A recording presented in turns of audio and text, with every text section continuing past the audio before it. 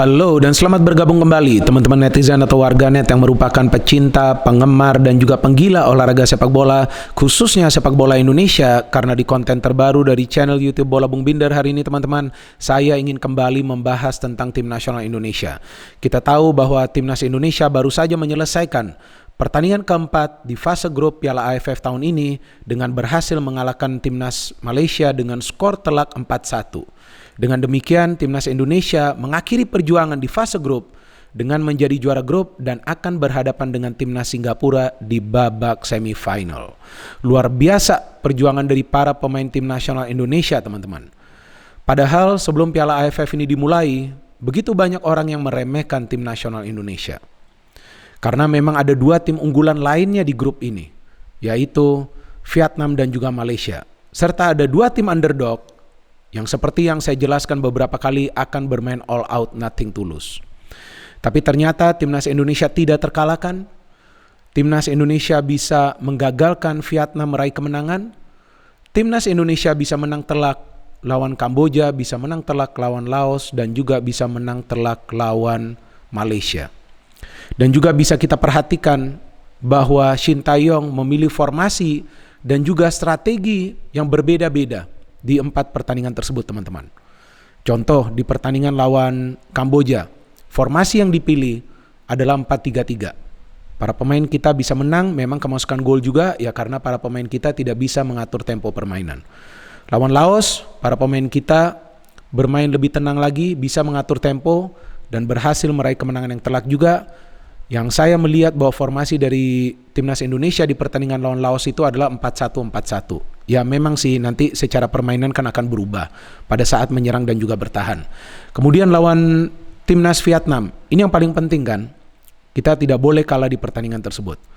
Dan saya perhatikan bahwa formasi yang dipilih oleh Coach Shin Tae-yong adalah 5-4-1. Dan betul dengan bermain bertahan yang memang adalah kebutuhan agar tim kita bisa mendapatkan 1 poin, kita bisa menggagalkan Vietnam meraih kemenangan, bahkan hanya 1 peluang yang berhasil mereka hasilkan sepanjang 90 menit tersebut. Dengan formasi 5-4-1 tersebut berarti lini tengah padat, lini belakang solid, dan hanya mengandalkan 1 striker yang juga bekerja keras membantu lini tengah. Kemudian the final match lawan Malaysia, ya tentu banyak yang menduga bahwa dengan hanya membutuhkan 1 poin, ya mungkin Shin Tae-yong akan memilih formasi yang defensif dan juga permainan defensif. Tapi ternyata berbeda, teman-teman. Ya disitulah hebatnya seorang pelatih, bahwa dia bisa beradaptasi dengan taktik ataupun formasi ataupun strateginya, tergantung lawan yang dia hadapin atau timnya hadapin. Seperti lawan Malaysia, saya pikir jika Coach Shin Tae-yong memilih strategi bertahan, itu akan memudahkan para pemain Malaysia untuk mengurung kita. Kenapa? Karena tentunya para pemain Malaysia juga menonton pertandingan antara timnas Indonesia lawan timnas Vietnam pada saat timnas Indonesia itu bertahan total.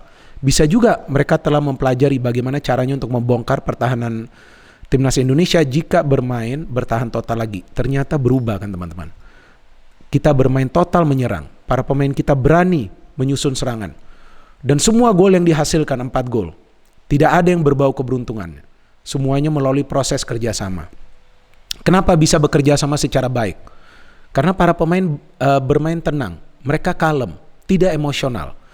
Seperti yang berkali-kali saya tegaskan, bahwa jika para pemain tenang, maka mereka akan bisa berpikir lebih jernih lagi. Berarti mereka akan bisa bermain mengandalkan kecerdasan. Dan terlihat jelas itu yang terjadi teman-teman di pertandingan tadi. Lihat passing di antara para pemain.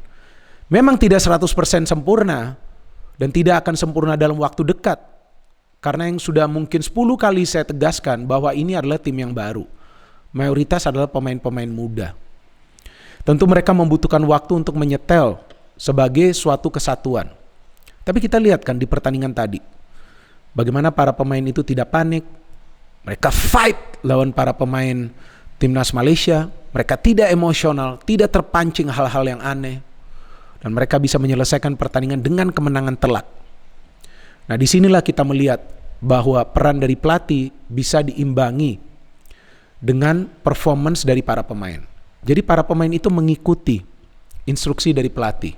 Lihat dong bagaimana para pemain timnas kita itu bergerak. Maju ke depan secara bersamaan, bertahannya secara bersamaan juga teman-teman. Dan saya akan berkali-kali menegaskan bahwa Coach Shin Tae-yong adalah memang sosok yang pas untuk mengubah timnas kita. Silakan kalian bisa melihat playlist dari channel YouTube Bola Bung Binder.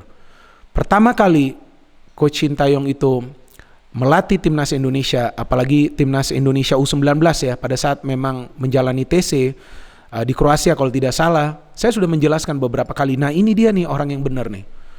Karena dia berani melakukan suatu perubahan besar dan dia mengambil resiko juga. Kalau gagal bagaimana? Kan pasti kan dia yang akan disalahkan.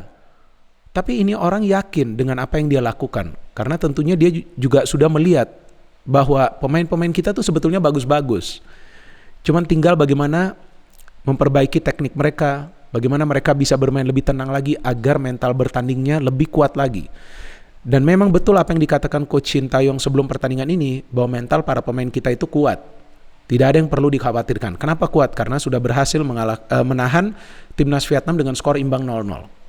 Nah, jadi kita bisa melihat peran pelatih yang bisa mengubah permainan dari timnas. Bagaimana caranya nanti dia bisa mempositioning para pemainnya di suatu pertandingan kan? Seperti contohnya yang kita melihat bahwa Dewangga kadang-kadang bisa digeser ke posisi defensive midfield. Ya tentu ini juga adalah bagian dari skenario ketika memang ada internal game ya pada saat latihan. Sehingga memang Coach Shin Tae-yong bisa melihat ternyata Dewangga itu ada potensi untuk bermain di defensive midfield. Pernah kan dia bermain di defensive midfield di Piala AFF lawan Vietnam kan? Ternyata dia bermain bagus. Kemudian sekarang dia menjadi pemain inti di lini pertahanan. Elkan Bagot tidak dimainkan dari awal. Ya gak masalah sih, menurut saya rotasi begitu juga cukup baik. Dia dimainkan ketika timnas kita sudah unggul kan di halftime. Jadi pelatih itu juga perlu berkomunikasi dengan pemain dan pemain pun sebaliknya perlu berkomunikasi dengan pelatih. Dan saya pikir Coach Shin Tae-yong melakukan hal tersebut dengan sangat sempurna dan sama juga para pemainnya berkomunikasi secara baik. Maka itu terlihat para pemainnya itu bisa menerjemahkan strategi dari Coach Shin Tae-yong di atas lapangan. Mereka bermain rapi. Dan saya tidak melihat ada pelanggaran-pelanggaran yang serius dilakukan oleh para pemain timnas Indonesia. Kita bahas dulu line up, teman-teman. Sangat penting kita membahas line up. Triple B selalu membahas line up. Oke, from the line up yang dipilih adalah penjaga gawang Nadio karena Hernando Ari cedera, Asnawi Mangkualam seperti biasa, Fahrudin, Dewangga, Pratama Arhan, 4 back di belakang, kemudian di tengah saya pikir ini 3 ya. Ada Rahmat Irianto, ada Ricky Kambuaya dan juga ada Ramai Rumake, kemudian di depan ada Irfan Jaya, ada Ezra Walian dan juga ada Witan Sulaiman. Secara permainan para pemain kita ngegas. Arhan tuh seharusnya sudah bisa mencetak gol ya di menit-menit awal. Oke, dia gagal, syutingnya off target, tapi kemudian Malaysia bisa mencetak gol. Memang itu haluan yang dilakukan oleh Irfan Jaya lemah ya, tidak begitu jauh sehingga bisa diambil oleh pemain Malaysia, Kogile Swaran ya, dan dia bisa mencetak gol yang bagus juga itu ya, dari luar kotak penalti, tendangannya melengkung, menjebol gawang Dernadio. Tapi para pemain kita tidak drop ya, itu sangat penting teman-teman. Dan juga Irfan Jaya, kita lihat mental pemain ini terlihat tangguh. Ini mental baja nih Irfan Jaya. Karena kan dia halaunya tuh tidak begitu jauh. Kemudian diambil pemain Malaysia dan mencetak gol. Tapi lihat, dia kuat teman-teman. Dia kuat sehingga maka itu tidak terganggu permainannya. Dan Irfan Jaya bisa mencetak gol dari proses kerjasama yang begitu cantik. Indah sekali. Rahmat Irianto memberikan bola, Ricky Kambuaya dummy. Tiba-tiba ada Witan. Saya pernah menjelaskan, pemain ini yang berbahaya nih Witan. Dan dia konsisten untuk memberikan assist ataupun mencetak gol selama membela timnas Indonesia. Nah, akhirnya kan dia bisa memberikan passing kepada Irja dan Irja mencetak gol. Kemudian Irja juga bisa mencetak gol saat Pratama Arhan melakukan gerakan individu. Cukup berani Pratama Arhan permainannya. Saya melihat dia maju ke depan, turun lagi ke belakang dengan begitu baik, stabil napasnya. Dan shooting dia yang sebetulnya tidak begitu keras tapi mengarah ke Irja. Irja bisa mencetak gol, masuki babak kedua. Nah, saya menunggu apalagi nih pergantian pemain yang dilakukan oleh Coach Shin Tae-yong. Ternyata dia menarik keluar Rame, memainkan Elkan Bagot. Ya Rame juga sebelumnya sudah mendapatkan kartu kuning sih. Walaupun dia mainnya bagus, dia juga hampir mencetak gol kan. Rame Rumakek tuh, tendangannya sayang off target padahal dia sudah berada di dalam kotak penalti. Dan Elkan melapisi lini pertahanan. Dia bermain di belakang cukup solid. And Pratama Arhan can score the third goal. Umpannya dari Irja, cukup baik umpan dari Irja. Dia melepaskan tendangan roket ya, keras, menjebol gawang dari penjaga gawang Malaysia.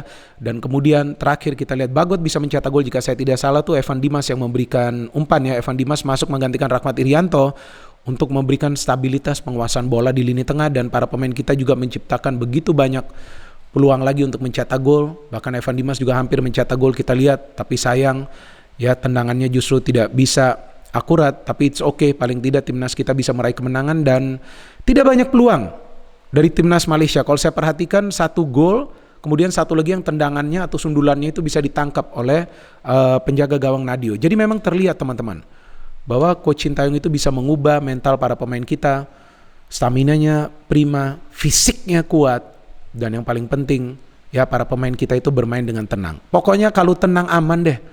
Kalau gak tenang, nah tentu passing-passing itu salah, ya kan? Tahu-tahu nanti mau coba tackling salah, yang ada terjadi pelanggaran. Tapi kan terlihat sekarang, perlahan-lahan mulai membaik. Maka itu kita juga melihat bagaimana para pemain ini juga coba untuk memberikan bukti kepada mereka semua yang meremehkan para pemain muda ini. Betul kan? Karena kan timnas Indonesia nih mayoritas pemain-pemain muda dibandingkan timnas unggulan lainnya. Tapi lihat dong, iya kan? Young Guns yang kita punya. Mereka bermain bagus kok, mereka bermain rapi. Dan seperti yang saya selalu tegaskan di konten tentang Piala AFF, tentang timnas Indonesia, bahwa kita jangan pikirkan juara dulu. Fokus game per game. Dan betul, Sintayong juga fokus game per game. Dari game pertama, game kedua, game ketiga, game keempat, sekarang kita fokus ke semifinal. Dan juga lagi-lagi saya harapkan ya kita jangan sombong. Saya sebetulnya bisa membuat konten preview dari pertandingan timnas Indonesia versus timnas Malaysia, tapi saya akhirnya memilih untuk membatalkan niat saya tersebut. Ya karena saya memilih cooling down dulu. Karena setelah kita menahan timnas Vietnam, saya melihat begitu ramai sosial media. Nah, saya juga tidak ingin ya menambah euforia, di mana di sosial media itu sudah cukup ramai, hebat. Iya hebat. Tapi seperti yang saya juga jelaskan di konten sebelumnya tentang timnas, bahwa kita tenang dulu. Ya kan, kita tenang dulu. Kita boleh bersyukur, tapi ingat, ya kan, perjalanan dan perjuangan masih panjang. Jadi kita tetap support secara positif, kita merendah, kita syukuri juga kemenangan lawan timnas Malaysia, kita bisa menjadi juara grup. Ya sekarang kita tunggu pertandingan semifinal nanti seperti apa, nanti aja kita tunggu. Ya kan, yang penting kita fokus dan kita berdoa. Kita terus berdoa agar timnas kita bisa meraih prestasi terbaik di Piala AFF tahun ini. Dan seperti yang pernah saya katakan sebelumnya, bahwa kita perlu kawal STY karena pelatih ini yang melakukan suatu perubahan yang signifikan dan dia butuh waktu. Jangan sampai dalam waktu 2-3 tahun ternyata nanti ada pelatih baru lagi. Ya, kita harapkan STY lebih lama lagi stay agar dia bisa membentuk timnas yang kuat yang nantinya akan bisa bersaing di level Asia. No hate, only football. Salam sepak bola.